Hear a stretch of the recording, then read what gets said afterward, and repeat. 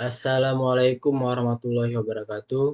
Perkenalkan, saya Rafli Muhammad Akbar, NIM 2120231103. Di sini saya akan membuat video presentasi usulan penelitian bab 2 dan bab 3 mata kuliah metode penelitian.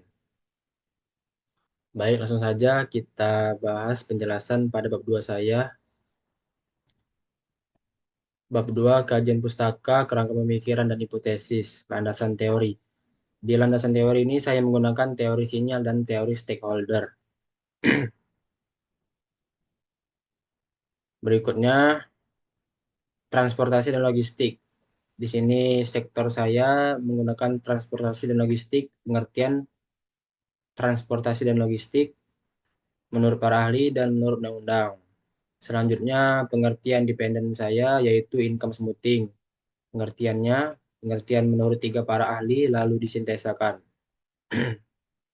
Faktor-faktor yang mempengaruhi income smoothing. Faktor-faktornya adalah yang pertama profitabilitas, kedua resiko keuangan, dan yang ketiga ukuran perusahaan. Pengukuran income smoothing. Pengukuran income smoothing ini menggunakan rumus indeks Edskell. Indikatornya adalah CV coefficient variation. Yang kedua, perubahan laba pada satu periode. Yang ketiga, perubahan penjualan dalam satu periode. Tabel kriteria penilaian indeks Edskell. Ini dia tabelnya. 5. Profitabilitas, risiko keuangan, dan ukuran perusahaan. Untuk mengukur profitabilitas, risiko keuangan, dan ukuran perusahaan dengan menggunakan metode net profit margin atau NPM, debt to equity ratio atau DER, dan book value atau BV. Aspek-aspek penelitian ini tersebut dapat dijelaskan sebagai berikut. A. Rasio profitabilitas. Pertama, rasio profitabilitas dijelaskan definisinya dengan tiga para ahli. Menurut tiga para ahli lalu disintesakan. Dan selanjutnya faktor-faktornya yang mempengaruhi rasio profitabilitas. Menurut Kasmir 2020 halaman 89. Faktor-faktornya. Lalu pengukuran rasio profitabilitas menggunakan NPM. Laba bersih dibagi total pendapatan dikali 100%. Indikatornya laba bersih dan total pendapatan. Berikut tabelnya kriteria penilaian net profit margin atau NPM. Lalu di independen kedua saya yaitu resiko keuangan. Pengertian resiko keuangan menurut tiga para ahli lalu disintesakan. Disintesakan dapat disimpulkan risiko keuangan merupakan komponen penting dalam manajemen keuangan yang harus diperhatikan oleh perusahaan. Faktor-faktor yang mempengaruhi risiko keuangan. Faktor-faktornya menurut Han dan Jane terdapat beberapa faktor yang mempengaruhi. 5. Struktur modal, volatilitas, kondisi pasar, manajemen aset, dan kebijakan dividen. Pengukuran risiko keuangan diukur dengan DER, Debt to Equity Ratio, total utang dibagi modal. Indikatornya total utang, total ekuitas, atau modal. Kriterianya DER, kriteria penilaian peringkat Debt to Equity Ratio. Dan yang terakhir, independen saya rasio keuangan. Rasio keuangan didefinisikan menurut para ahli ada tiga, lalu disintesakan. Faktor-faktor yang mempengaruhi rasio ukuran perusahaan. Menurut Khan dan Jane tahun 2021 halaman 150 berikut adalah faktor-faktor yang mempengaruhi book value. Pengukuran ukuran perusahaan yaitu menggunakan book value. Total aset dikurang total kewajiban atau liabilitas. Indikatornya total aset dan total kewajiban. Dan ini dia tabelnya kriteria penilaian peringkat ukuran perusahaan, BV. B. Penelitian sebelumnya, masukkan beberapa hasil dari penelitian sebelumnya minimal 5 penelitian 5 tahun sebelumnya. Selanjutnya, temukan persamaan dan perbedaan dengan penelitian Anda. Ini dia tabelnya, persamaan dan perbedaan penelitian sebelumnya. Persamaan perbedaan.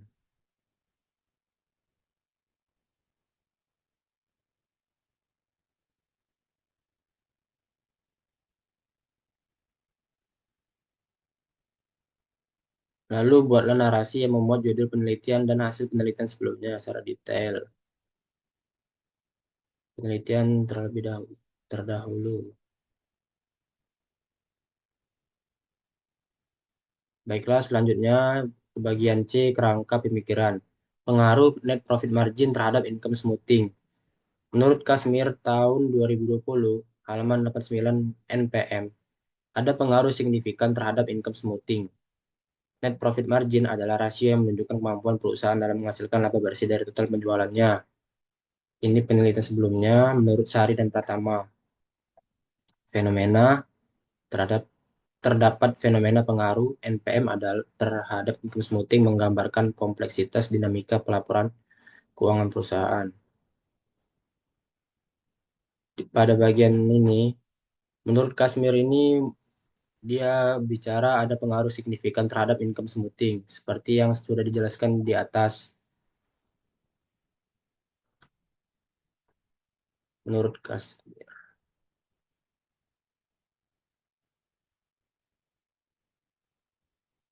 Nah, pada bagian faktor-faktor yang mempengaruhi rasio profitabilitas, menurut Kasmir tahun 2020 halaman 89, bahwa faktor-faktor yang mempengaruhi profitabilitas. NPM berpengaruh terhadap profitabilitas.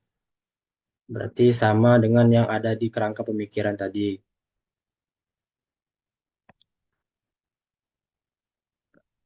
Hmm. Ada pengaruh signifikan terhadap income smoothing NPM. Selanjutnya, pengaruh debt to equity ratio terhadap income smoothing. Menurut Khan dan Jane tahun 2021 halaman 250, debt to equity ratio atau DER memiliki pengaruh positif terhadap income smoothing. Penelitian yang sebelumnya dilakukan oleh Anggrainen dan Saputra berpendapat bahwa DER memiliki pengaruh positif. Fenomena menunjukkan bahwa DER memiliki pengaruh signifikan terhadap praktik income smoothing. Seperti yang sudah dijelaskan di atas tadi, pada bagian resiko keuangan, menurut Khan dan Jane tahun 2021 halaman 250. Ada pengaruh DER terhadap income smoothing. Ada pengaruh signifikan. Selanjutnya yang ketiga adalah pengaruh book value terhadap income smoothing. Menurut Khan dan Jane tahun 2021 halaman 150. Book value memiliki pengaruh signifikan terhadap income smoothing. Book value adalah nilai yang tercatat dalam laporan keuangan yang menunjukkan nilai ekuitas perusahaan ini merupakan indikator penting. Yang seperti yang sudah dijelaskan dari di atas, sama menurut para ahlinya dengan yang di atas, pada bagian ukuran perusahaan. Nah, ini menurut Khan dan Jane tahun 2021 halaman 150. Faktor-faktor yang mempengaruhi book value. Sudah sama. Hmm, Penelitian sebelumnya yang dilakukan oleh Putri dan Kusuma 2020 menyatakan bahwa book value memiliki pengaruh signifikan. Fenomena Terdapat fenomena pengaruh book value terhadap income smoothing merupakan aspek kompleks dalam akuntansi keuangan yang membutuhkan pengawasan ketat dari berbagai pihak, termasuk manajemen, dewan, komisaris, audit, dan regulator. Lalu disimpulkan. Dan ini gambar kerangka pemikiran saya. NPM, X1, DER, X2, BV, X3. 1, 2, 3. Income smoothing dependennya. Pada gambaran kerangka pemikiran di atas, di mana variabel dalam penelitian ini meliputi variabel bebas atau independen yang terdiri dari net profit margin X1, debt to equity ratio X2, dan book value X3. Sedangkan variabel terkaitnya dependen adalah income smoothing. Y. Hipotesis. Yang satu, ada pengaruh signifikan net profit margin terhadap income smoothing pada perusahaan transportasi dan logistik yang terdaftar di Bursa Efek Indonesia. Yang kedua, ada pengaruh signifikan debt to equity ratio terhadap income smoothing. Yang ketiga, ada pengaruh signifikan book value terhadap income smoothing. Baik, selanjutnya saya akan melanjutkan bab 3. Metode penelitian A. Jenis penelitian Nur Sugiono tahun 2019 halaman 64 sampai 65. Jenis penelitian ditinjau menurut tingkatan eksplanasinya ada tiga macam, yaitu yang pertama penelitian deskriptif, yang kedua penelitian komparatif, yang ketiga penelitian asosiatif. Lalu jenis penelitian yang akan digunakan dalam penelitian ini adalah penelitian asosiatif karena dalam penelitian ini mencari pengaruh profitabilitas, risiko keuangan, dan ukuran perusahaan pada perusahaan transportasi dan logistik yang terdaftar di Bursa Efek Indonesia. B. Lokasi penelitian. C. Operasional variabel. Menurut Sugiono adalah suatu atribut atau sifat atau nilai dari objek atau kegiatan yang memiliki variasi tertentu yang telah ditetapkan oleh peneliti ini untuk dipelajari dan kemudian ditarik kesimpulannya. Tiga, tabel definisi operasional variabel penelitian. Di sini ada tabel variabel penelitian, income smoothing. Definisi income smoothing, indikatornya ada coefficient variation, perubahan laba pada satu periode, perubahan penjualan dalam satu periode. Skala menggunakan skala rasio. Pengertian net profit margin, definisinya, indikator, dan ini skala rasionya, menggunakan rasio. Debt to equity ratio, ini definisinya, dan indikator, dan juga rasionya menggunakan skalanya menggunakan rasio. Book value, definisi, indikator, dan skala. D. Populasi dan sampel. Pengertian populasi menurut Sugiono, populasi adalah keseluruhan jumlah yang terdiri dari objek atau subjek yang mempunyai karakteristik dan kualitas tertentu yang ditetapkan oleh peneliti untuk diteliti dan kemudian ditarik kesimpulannya. Populasi penelitian ini adalah seluruh perusahaan sektor transportasi dan logistik yang terdaftar di Bursa Efek Indonesia. Ada 37 perusahaan transportasi dan logistik yang terdaftar di Bursa Efek Indonesia, dapat dilihat pada lampiran kedua. Dua, sampel. Menurut Sugiono, sampel adalah bagian dari jumlah dan karakteristik yang dimiliki oleh populasi tersebut. Sampel adalah bagian dari sejumlah karakteristik yang dimiliki oleh populasi yang digunakan untuk penelitian. Teknik pengambilan sampel ini yang digunakan dalam penelitian ini adalah purposive sampling, yaitu ada pertimbangan-pertimbangan tertentu dalam menentukan sampel. Berdasarkan pertimbangan tertentu, peneliti menentukan pengambilan sampel berdasarkan kriteria-kriteria seperti di bawah ini. Kriterianya pengambilan sampel pada tabel berikut. Perusahaan transportasi dan logistik yang terdaftar di Bursa Efek Indonesia periode 2019 sampai 2023 terdapat 37 perusahaan, perusahaan transportasi dan logistik yang masih beroperasi, perusahaan transportasi dan logistik mempunyai data laporan tahunan, 18 perusahaan transportasi dan logistik yang memiliki data lengkap yang berkaitan dengan variabel dan penelitian berjumlah 18, perusahaan yang dijadikan sampel ada 9 perusahaan. Berdasarkan pada kriteria pengambilan sampel yang telah dijabarkan di atas, maka jumlah sampel yang digunakan dalam penelitian ini adalah ada 9 perusahaan dalam kurun waktu 5 tahun terakhir yang penulis sajikan dalam lampiran 4. Data yang diperlukan. Menurut V. Wiratna tahun 2021 halaman 89, berdasarkan pengelompokan data menurut waktu pengumpulannya, data dibedakan menjadi dua, yaitu yang pertama ada data primer dan data sekunder. Untuk penelitian ini menggunakan data sekunder karena data ini meliputi laporan keuangan dan ringkasan tahunan sehingga lebih memudahkan peneliti untuk mencari tahu informasi terkait perusahaan yang ada pada sektor transportasi dan logistik. F. Metode pengumpulan data. Menurut V. Wiratna tahun 2021 halaman 93, secara umum metode pengumpulan data dikelompokkan menjadi beberapa kelompok, diantaranya yang pertama ada tes, yang kedua ada wawancara atau interview, yang ketiga ada observasi, yang keempat ada penggunaan kuesioner, 5 survei, dan yang terakhir analisis dokumen. Metode pengumpulan data dalam penelitian ini adalah dengan metode analisis dokumen, di mana seluruh data sekunder yang dibutuhkan dalam penelitian dikumpulkan dari berbagai sumber yang dapat dipercaya. G. Analisis data dan teknik analisis. 1. Analisis data. Analisis data dalam penelitian ini dapat dikelompokkan menjadi dua jenis, yaitu analisis kuantitatif dan analisis kualitatif. Masing-masing sudah dijelaskan menurut para ahli. Metode analisis data yang digunakan dalam penelitian ini adalah analisis kuantitatif. Analisis kuantitatif digunakan dengan tujuan melihat adakah pengaruh profitabilitas, risiko keuangan, dan ukuran perusahaan yang meliputi net profit margin atau NPM, debt to equity ratio atau DER, dan book value atau BV terhadap income smoothing pada perusahaan transportasi dan logistik yang terdaftar di Bursa Efek Indonesia. Dua, teknik analisis. Teknik analisis A. Analisis keuangan. Analisis keuangan digunakan peneliti dalam penelitian ini adalah sebagai berikut. Menggunakan income smoothing, NPM menggunakan NPM, menggunakan DER, dan menggunakan book value. Analisis statistik deskriptif B. Berikut pengertiannya. Pengujian dan uji asumsi klasik, pengertiannya.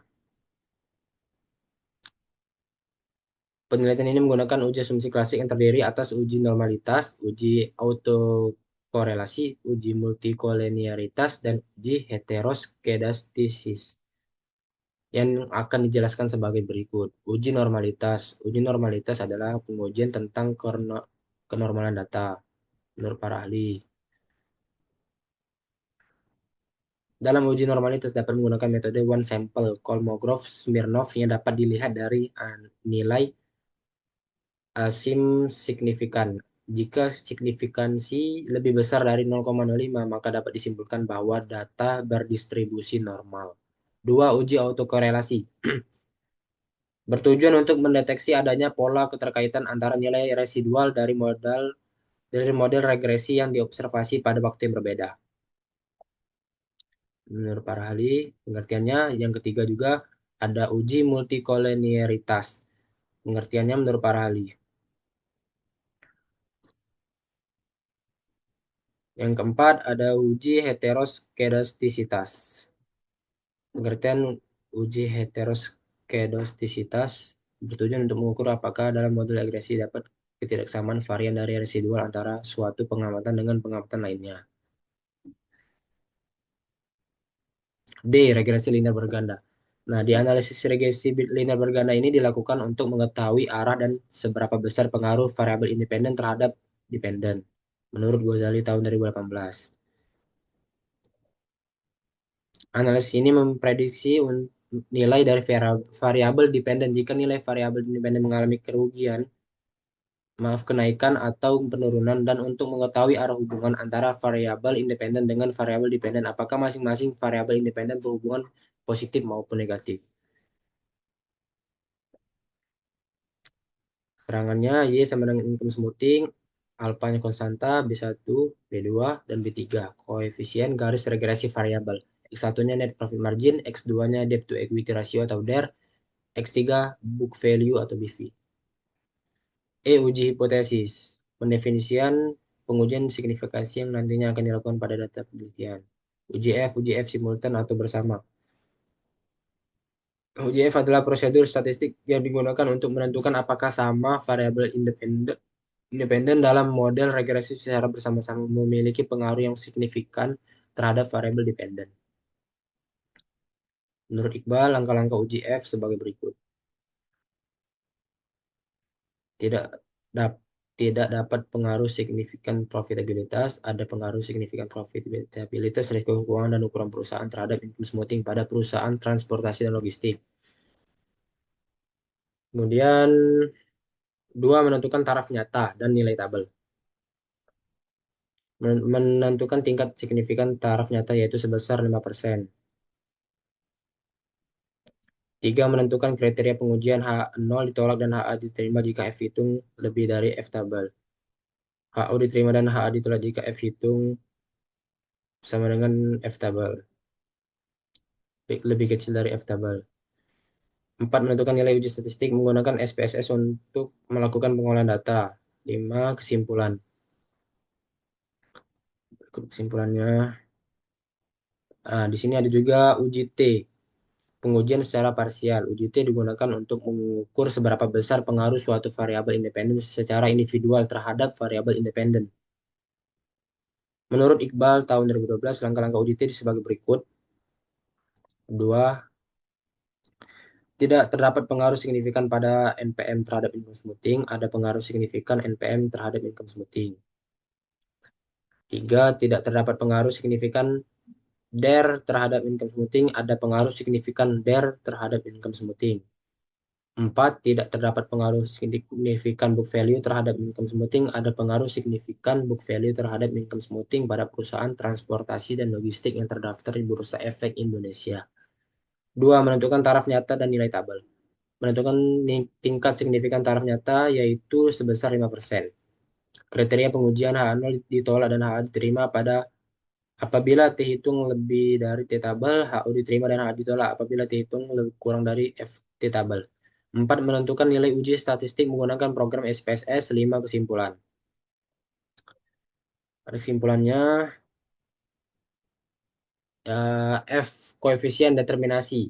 Koefisien determinasi adalah sebuah koefisien yang menunjukkan persentase pengaruh semua variabel independen terhadap variabel independen.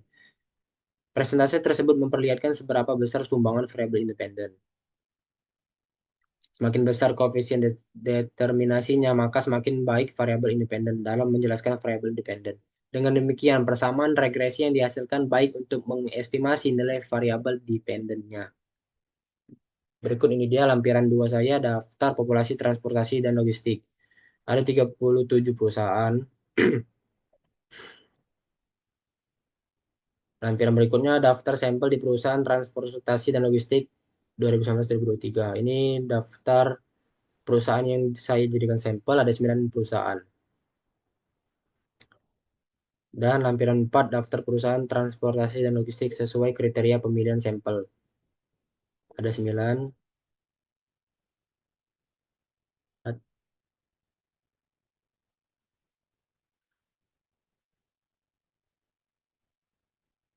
Baik, itu saja yang dapat saya sampaikan.